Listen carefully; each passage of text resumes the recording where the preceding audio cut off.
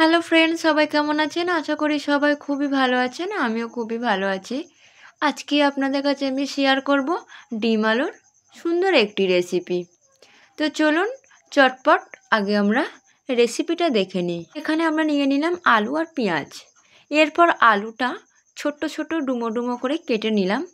তারপর এটা ভালোভাবে ধুয়ে পরিষ্কার করে নেব। সঙ্গে ডিমটাও নিয়ে নিলাম।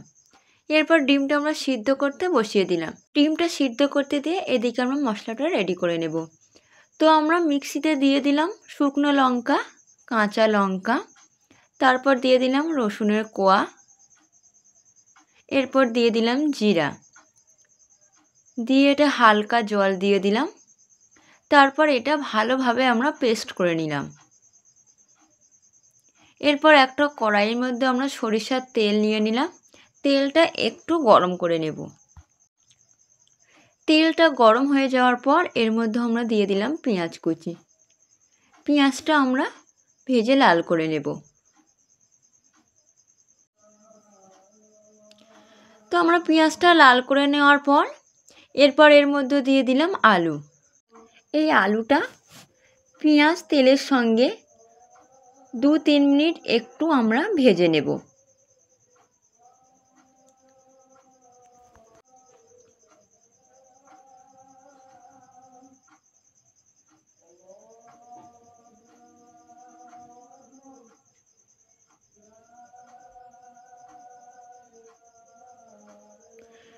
তো আলুটা আমরা তেলের মধ্যে 2-3 মিনিট ধরে একটু ভেজে নিলাম। দেখতেই পাচ্ছেন আলুর গায়ে হালকা হালকা দাগ ধরে গেছে।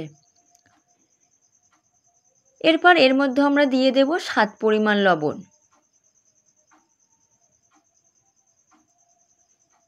তারপর দিয়ে দিলাম 1 চামচ আদা রসুন বাটা, দিয়ে এবার ভালোভাবে এটা নাড়িয়ে নেব।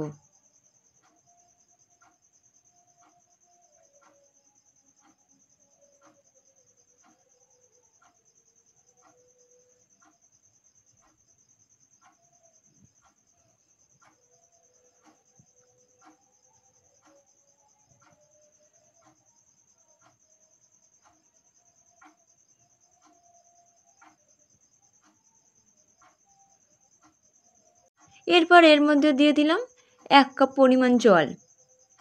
জলটা দেওয়ার পর ঢাকনা দিয়ে জলটা আমরা মেরে নেব।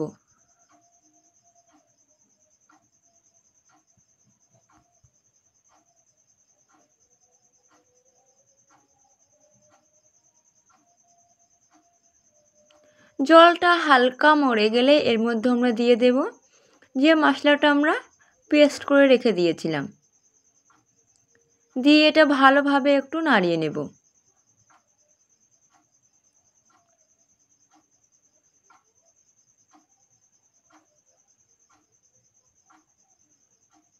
এরপর দিয়ে দিলাম 1 চামচ হলুদ গুঁড়া, 1 চামচ ধনিয়া গুঁড়া।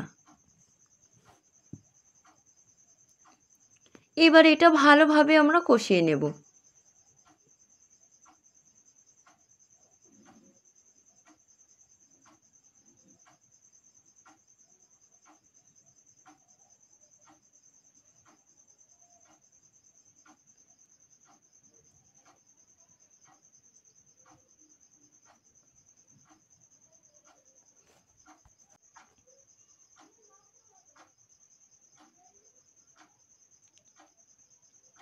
এটা ভালোভাবে কষিয়ে নেওয়ার পর এরপর আমরা দিয়ে দিলাম 1 কাপ পরিমাণ জল। এখানে আমরা 1.5 কাপ পরিমাণ জল দিয়ে এটা আবার একবার আমরা কষিয়ে নেব।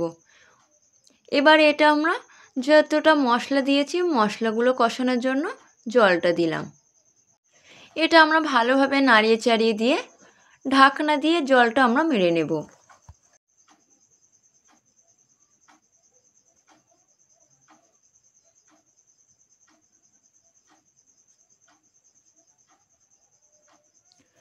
তো আমরা ঢাকনা দিয়ে এই জলটা আমরা মেরে নিলাম।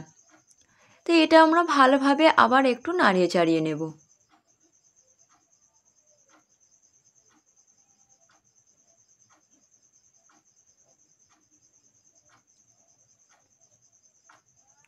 এরপর এর মধ্যে আমরা দিয়ে দিলাম ফাইনাল জল।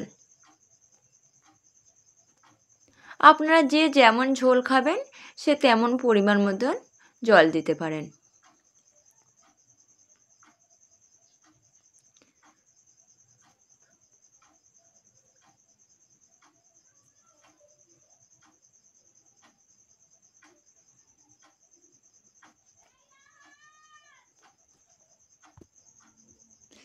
এবার আমরা ডিমগুলো লাল করে নেব।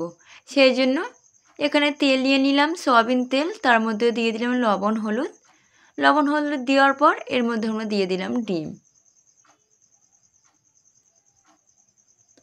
কেউ ডিমে লবণ হলুদ মাখিয়ে নেয়, আবার এইভাবে ডিম লাল করে নিলে একই ব্যাপার।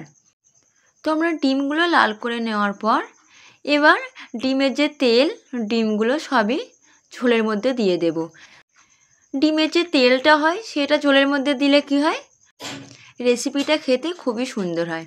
ডিমটা দেওয়ার পর 3-4 মিনিট ধরে ফুটিয়ে নেওয়ার পর আমাদের রেসিপিটা আমরা রেডি করে নিয়েছি। আপনারা কিন্তু ডিমের রেসিপিটা এইভাবে একবার রেডি করে দেখবেন, খেতে খুবই সুন্দর হয়।